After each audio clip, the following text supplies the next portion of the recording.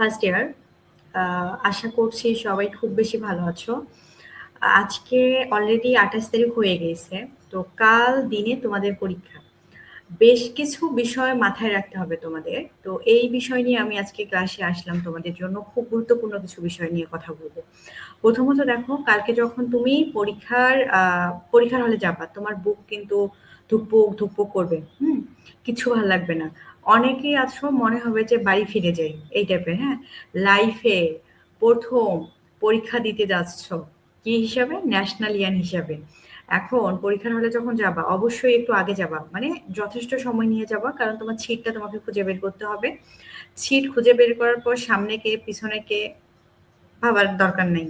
ছেলে পড়লো না মেয়ে পড়লো, ছেলেটা বোধহয় ভালো না, মেয়েটা বোধহয় ভালো স্টুডেন্টটা, এগুলো ভাববা না। তোমার বেঞ্চটা দেখবা, বেঞ্চটা মানে মোটামুটি বসা যায় কিনা, ভাঙা টাঙ্গা কিনা, এই বিষয়গুলো একটু খেয়াল রাখবা। এবং নিচে দেখবা কোনো কাগজ টাগজ ছড়িয়ে ছিটিয়ে আছে কিনা বেঞ্চের নিচে, এগুলো থাকলে তুমি ক্লিয়ার করবা। হ্যাঁ, ক্লিয়ার করার পর মোটামুটি ৩০ মিনিট আগেই তো ছাড় আসবেন রুমে, বা ১৫ মিনিট আগে তোমাদের, বা ৩০ মিনিট আগে খাতা দিবেন একটা নির্ধারিত। যদি তোমার ১টা ৩০-এ পরীক্ষা, তাহলে তোমার হচ্ছে ১টার মধ্যে কিন্তু খাতা দিবেন। তো খাতা যখন ১টার মধ্যে দিবে, তখন তুমি, আমি যে ক্লাসগুলা প্রয়োজন অলরেডি নিয়ে নিছি, যেমন ওয়েমার শিট কিভাবে দাগাবা, লুজ শিট নিলে তোমার করণীয় কি থেকে শুরু করে সবকিছু তোমার, আমি আবার কমেন্ট বক্সে সব দিয়ে দিব ওই ক্লাসের লিঙ্ক, যেন তোমাকে আমার ইউটিউব চ্যানেলে গিয়ে ঘাটাঘাটি করতে না হয়। ঠিক আছে? আচ্ছা, তো মোটামুটি সুন্দর করে তুমি ওয়েমার শিটটা দাগাবা। ওই জায়গায় তোমাকে ভুল করা যাবে না, অবশ্যই ভুল করা যাবে না, কাটাকাটি করা যাবে না। ঠান্ডা মস্তিষ্কে তুমি হচ্ছে দাগাবা। দাগানোর পর তোমার কাজ হচ্ছে স্কেলিং করা, মানে খাতাটা স্কেল দিয়ে দাগানো। এই এই যে কালো কালার কালি, সেটা দিয়েই দাগাইও, পেন্সিল দিয়ে দাগানো ইটিসি দরকার নেই বাবা। তুমি দাগানোর পর যখন প্রশ্নটা হাতে পাবা, তখন সুন্দর করে খুব ভদ্রভাবে, আর খুব বেয়াদবি করা যাবে না কিন্তু টিচারের সঙ্গে, অযৌক্তিক কথা বলা যাবে না। তাহলে টিচার আগেই তোমাকে দেখলো, মেয়েটা বাচাল, ওর দিকে নজর রাখতে হবে। ঠিক আছে? কোনো অপ্রয়োজনীয় কথা বলবা না। যখন প্রশ্ন পাইলা, তখন তুমি, তোমার কাজ হইলো A to Z প্রশ্ন পড়া, প্রশ্ন পড়া এবং কলম দিয়ে দাগানো, যেটা তুমি পারতেছো। এই ক্ষেত্রে প্রশ্ন যখন পাবা, পড়ার পর দুইটা বিষয় আসতে পারে। এক, সব কমন, তখন খুব এক্সাইটেড হওয়ার একটা বিষয় থাকে। এই এক্সাইটেড হইলে, এত এক্সাইটেড হওয়া যাবে না যে সব ভুলে গেছো।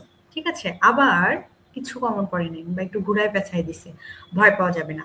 যে কোনো সময় তুমি মাথা ঠান্ডা রাখবা। ঠান্ডা রেখে তুমি আবারও বারবার ৫-৭ মিনিট সময় নিয়ে দাগাবা কোন বিষয়টা, মানে ক খ গ যেহেতু এবার তোমাদের আছে, ক খ গ তিনটাই যেটা মোটামুটি পারো সেটা দাগাবা।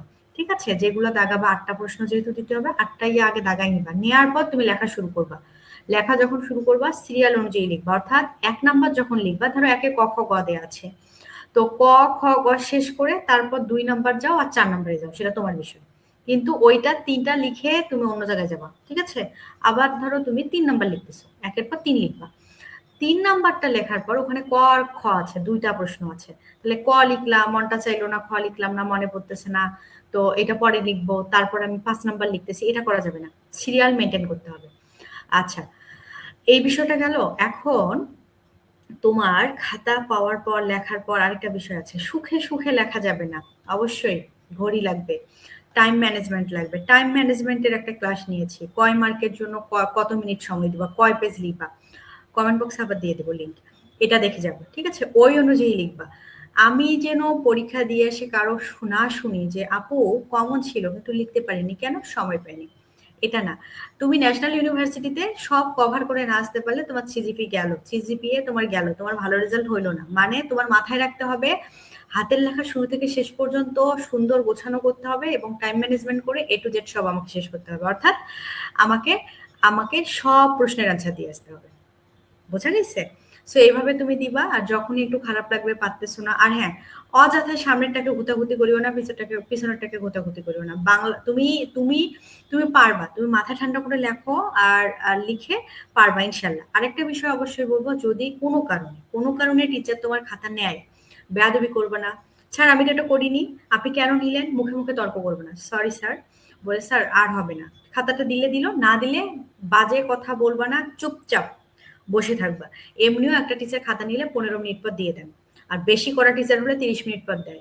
এক্ষেত্রে যদি তুমি 5-7 মিনিট পর পর ঘ্যান ঘ্যান করো, স্যার খাতাটা দেন, স্যার খাতাটা দেন, স্যার মায়া দেওয়া দেখাবে না তো দেখাবে না, 30 মিনিটের জায়গায় 40 মিনিট লাগাই দেবে। তো খুব ভদ্র হবা। বেশি ভদ্র বলতে ছাড়েরা চালাক, ছাড়েরা বোঝে তুমি ছাড়কে পটাইতে চাচ্ছ, এই টাইপের কিছু করার দরকার নেই। তুমি পোলাইট থাকবা।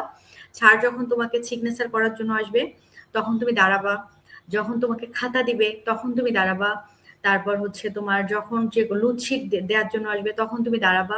ঠিক আছে? আর আরেকটা বিষয় হচ্ছে আজে বাজে কথা বলবা না। সো এই বিষয়গুলো আর কি কি নিয়ে যাবে আবারও বলি, কলম আর এডমিট কার্ড নিয়ে গেলেই এনা।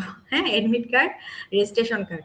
তারপরেও তুমি বোর্ড নিবা, অনেক সময় যে বেঞ্চ ইয়া থাকে, ভাঙা থাকে, তখন বোর্ড থাকলে ওটা শেল্টার হয়।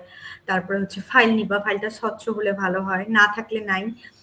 আর খাবার নিয়ে যাইও, যারা পেটুক, আমি কিন্তু খাবার নিয়ে যেতাম, কারণ আমার প্রশ্ন কমন আসলেও খিদা লাগতো, না আসলেও কমন মানে খিদা লাগতো, আমার টেনশন উঠলেও খিদা লাগতো, ভালো লাগলেও খিদা লাগতো। বুঝছো? এই জন্য আমি আমার চেহারা দেখেই বুঝতে পারতেছো। সো আমি খাবার নিয়ে আসতাম, আমার পিছনেরটা সামনেরটা ওরা আমাকে এটা নিয়ে হাসাহাসি করতো, আবার দেখা যেত আমার ভাগও নিত। হ্যাঁ, সো এই জন্য বলি কেক টাইপের কিছু যদি পছন্দ হয়, মানে যেন শব্দ টব্দ না হয়, বা বিস্কিট যেটা শব্দ হবে না, সুন্দর খেয়ে পানি খাইলা মাঝে মাঝে। এটা এটা তুমি চাইলে 4 ঘন্টা, ইভেন যাদের বাসা দূরে, অনেকে আছো 1.5 ঘন্টা জার্নি করে আসো, তার মানে তুমি আরো হচ্ছে 2-3 ঘন্টা আগে বাসা থেকে বের হয়েছে, এই যে একটা লং সময় না খেয়ে থাকা, তুমি খাবা। বুঝছো? তুমি অবশ্যই খাবা। আর প্রপারলি ঘুমাও। উম, আর ঘুম না আসলে প্যারার দরকার নাই, এক্সাম দিয়ে এসে ঠাডা একটা ঘুমাবা, সেই লেভেলের ঘুম থেকে উঠে পড়াশোনা আবার করবা। সো এভাবে পরীক্ষা দাও।